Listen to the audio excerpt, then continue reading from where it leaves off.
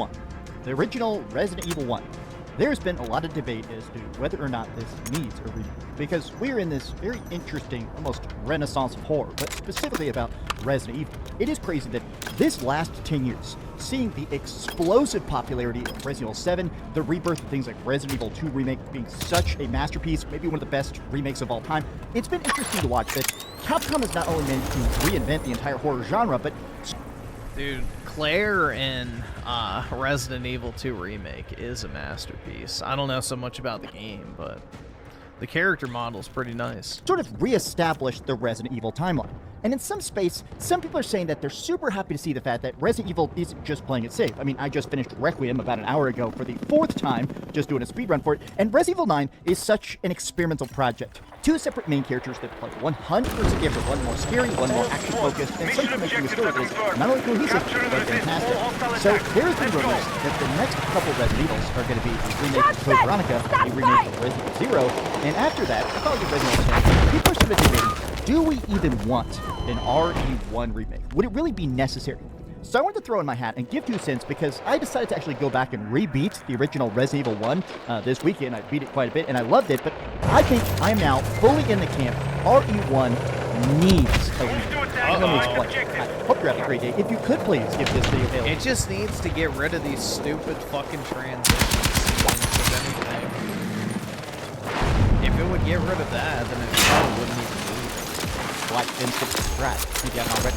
I have to admit that the inspiration for this is I saw this tweet by Synth Potato that actually pissed off a lot of the internet. And I was surprised by the amount of anger it stirred up. Now, let's be clear, he is saying he thinks this does not need a remake. He is very much in the camp where he thinks that a remake would be fantastic. It is really interesting to see how they change it, how they warp it, how they add all the effects. He's basically saying it is not needed. Somehow, 99% of the internet is screaming at him about how he's saying that the game needs a remake. So dude, I don't like loading screens. It's kind of unnecessary to have them in the modern age.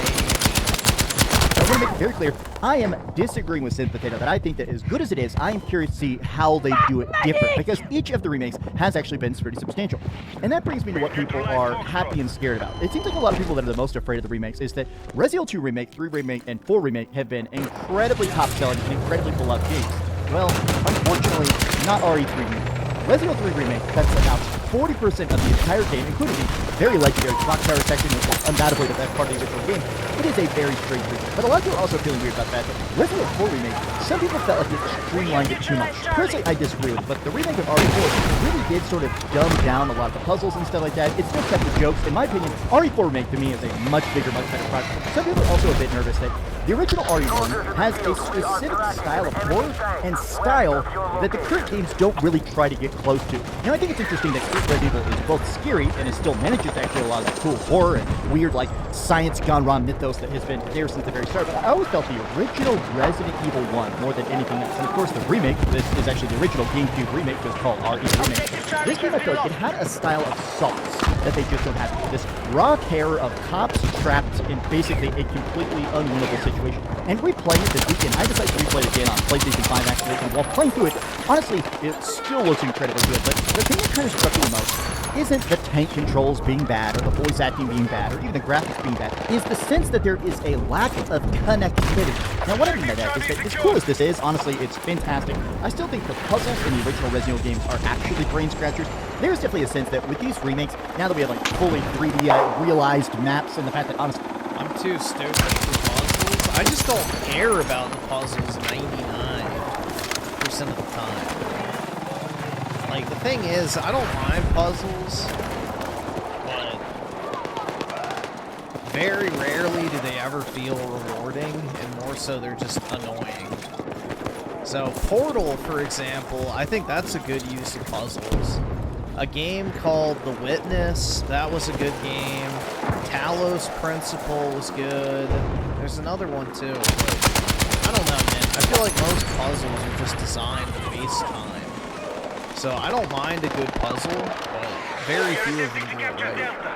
You have so much ability to just turn and look and stuff like that. Part of the difficulty of those old school Resident Evils was that fixed camera. not only could you not see the zombie around the corner, but a lot of times people seem to get disoriented by trying to remember, oh, I need to take this many left turns. Like, you have to build a much more like 3D representation of those retro games. And I like both old school Resident Evil and the remakes, but I feel like Resident Evil 1 specifically, I think has the most potential for growth by getting the 3D remake treatment. And I was actually thinking about this weekend while doing my fourth playthrough of Resident Evil Requiem, which is, I was playing as Grace, and if you haven't played Resident Evil 9, what's interesting about it is that Grace and Leon play 100% different. Grace is almost, in a way, very much harkens back to that Resident Evil 1 vibe. Never enough bullets, lots of monsters where literally a single zombie could kill you. If you're playing on the modern version mode, it actually lets you save a lot, but if you screw up, a lot of times if you're playing on City, checkpoints won't save you. I like the fact that, honestly, Grace's section feels like this interesting reimagined era of trying to play the old school Resident Evil. But what works the best, I think, is this connectivity to it. Now, why do I keep using that word? In the current Resident Evil games, obviously now we have the new RE engine. Now, RE engine is honestly not just graphically great, but it allows us to play these games without load screens. Something old school Resident Evil did, obviously, was these hidden load screens via basically having like a door opening in. Looks fantastic, very good. But now that the games basically are technologically allowed to be fully one big chunk, there's something about the fact that when Grace runs from a zombie, and that's being chased room to room to room. Not just a boss or a mini boss or like that, but when there's an actual zombie that's straight up chasing you where you didn't think it could go. It is so powerful and so effective to make you feel so deeply unsafe in a way that I feel like Resident Evil hasn't been able to do for a bit. Well, Resident Evil is fun and spooky, but there is a sense of like stocked paranoia inside of the Grace gameplay of Resident Evil Requiem that to me is so incredibly effective. And now, after doing all those playthroughs of Resident Evil 9, going back and playing the OG Resident Evil, it almost kind of makes you want that more than anything else. That to me, I want to see the Spencer Mansion from Resident Evil 1, but now is one big connected map. I want to be able to literally go from the graveyards to the patios to the experimental labs up to the surface and just see all of it as one. I do agree with that. Like, get rid of the fucking doors. Like, just have them open. And you can just walk through and have loading screen. Whatever. I don't know, dude. Would that ruin the experience? Chronicle would be 2, Search, Resident Evil 2. Let's see.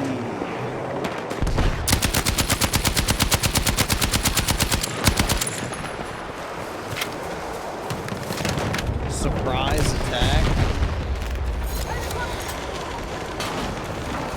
Delta has been lost.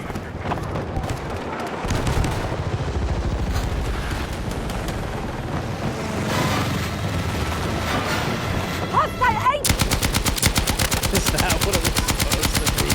Our troops have neutralized Alpha. We need attack support on the marked objective.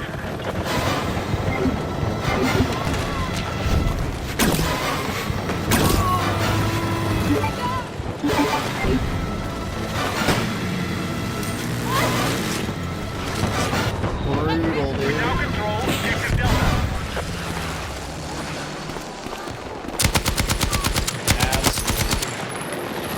I'm literally shaking. Big fluid map. And I honestly think that something obviously the remakes have been doing is the stalker design, right? And also Resident Evil 9 has this. There's like a big crazy monster called the Girl that stalks you for big chunks of the first half of Resident Evil 9. And it's cool. Having X, having Nemesis, being chased by an unkillable monster is something that is incredibly effective.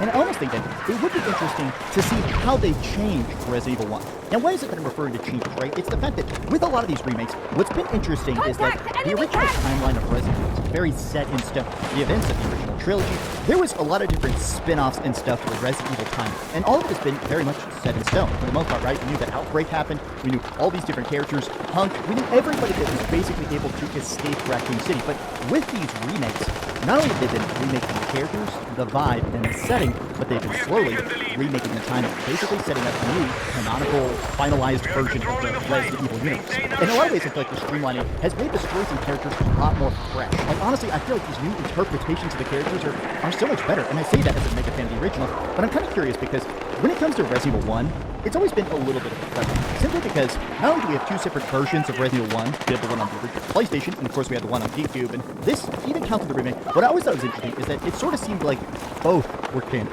Both seemed to sort of say it, because no matter what happened, people always just referred to vaguely as like the Resident Evil Spencer Mansion incident. This Spencer Mansion incident in Arclight Woods, right? It was always sort of this thing that was referred to because the tragedy of it was all the STARS members that died. It wasn't necessarily about the individual element to it. But I think I'm curious to see, take me back there and now show me the final concrete timeline. And I want to see some expansions of those characters. And it's actually seems cool to see what's talking about this, right? Call me a tourist, I really don't care. I played the HD remaster of Resident Evil 1 on GameCube. It's very good, but absolutely no amount of Resident Evil purists screaming in my ear can convince me that game should not be given the same treatment as Resident Evil 2 remake.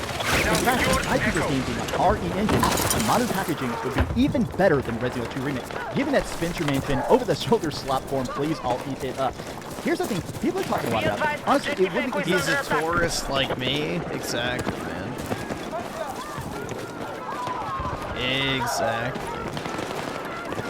Our troops are attacking Charlie.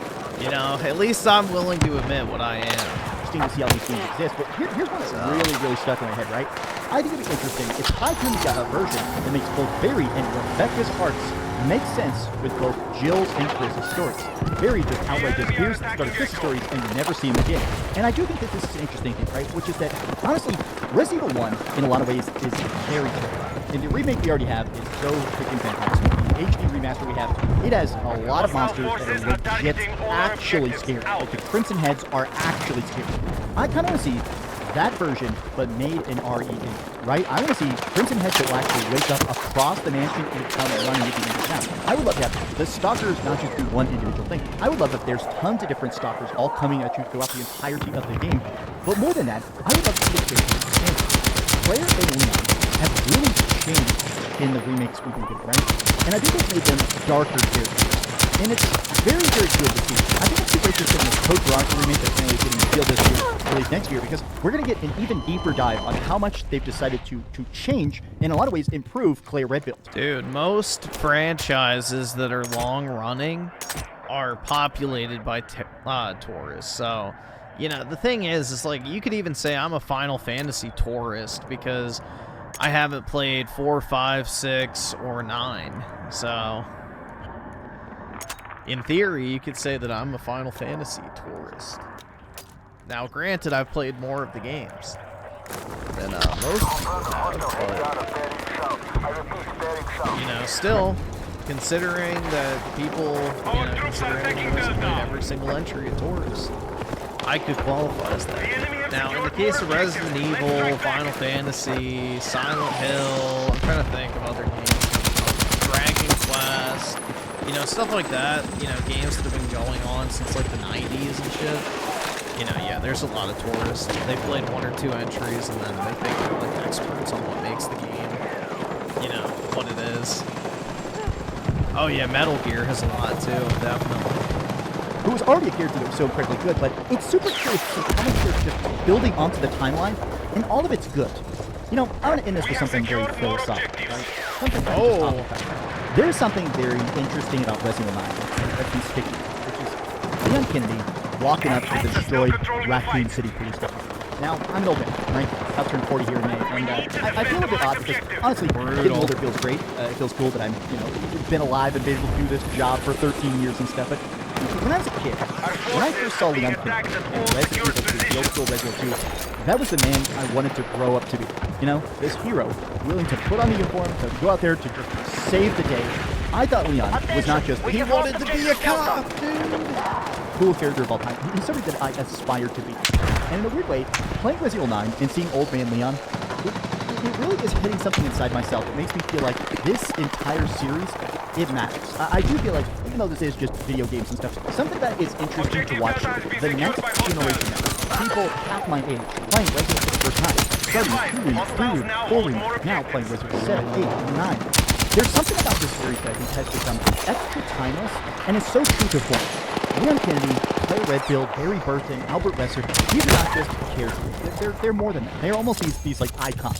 it's been interesting to watch how much Resident Evil has aged and improved over the years. And if they decided to do an RE1 remake, even if it did giant swing for the fences changes, I think I'd totally support it. Because at this point, I'm kind of curious, but even if they mess up, I'm curious what are things that's going to change into next.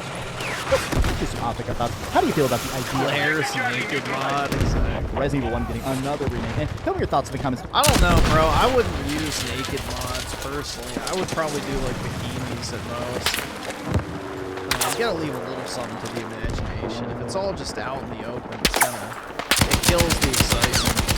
And love, if you enjoyed this video, be sure to give it a like, subscribe if you haven't already, and please keep dreaming. I don't remember what this was supposed to be. What is this? I have no idea what this is. The girl stamped me last night, and I cannot remember what the hell this is. Is that We now hold more Paul or objectives. Star? Secure our defenses. Thanks so much for watching He's a that video. furry. If you want to see something else, you can always click. Defend the Brutal, marked man. objective. Paw. I need a fucking medic!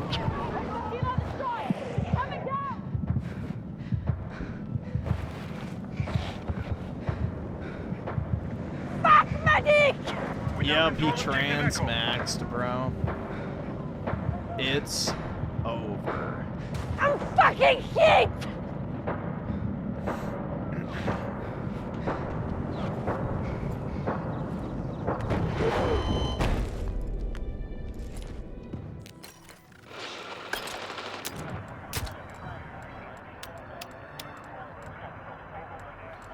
Let's see.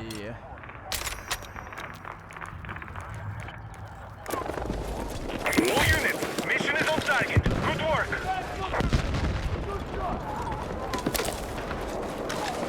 There's nothing popping up. Here, let's see.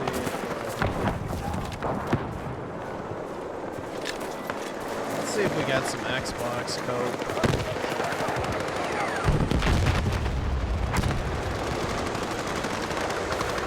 Did we watch this?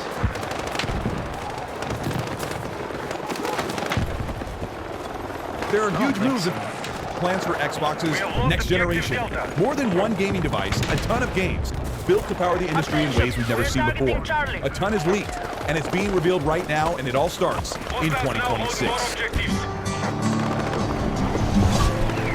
Watch some Cope. This is Goldie, so welcome back to the channel. Today we're going to talk about Xbox Magnus. If you end up enjoying this video, let me know by liking and subscribing to the channel. Hit the bell to be notified of new content, and let's talk about the future of Xbox. I thought Xbox Magnus is Project Helix now. Or are we still on the Magnum content for my Magnum going? The Xbox platform is growing in big ways. It all starts with Project Xbox Magnus, a name designated by AMD, the makers of a custom chip meant to be used across multiple Xbox devices, a console, a handheld, and an OEM partner PC device.